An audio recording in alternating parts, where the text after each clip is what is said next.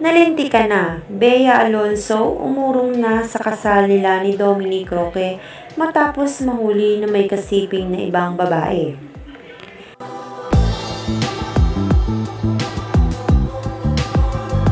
Viral ngayon ang balitang hindi na raw matutuloy ang kasal ng soon-to-be married na sina Bea Alonso at Dominic Roque sa darating na April 16, 2024. Dahil mas pinili raw nila Dom at Bea na ilipat ito ng petsa o araw dahil na rin sa may mga bagay pa raw silang dapat gawin at hindi raw kakayanin ng petsang ito.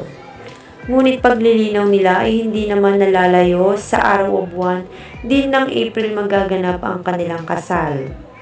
Maging sila raw ay excited na sa parating nilang nakasal. Wala na raw silang mahihiling pa kundi ang maging masaya na sa kanilang pagsasama bilang mag-asawa.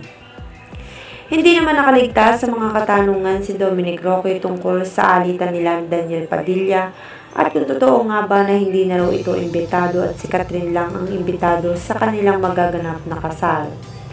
Diretsahan na bang sinagot ito ni Dominic at sinabing hindi invited si Daniel at si Catherine lamang.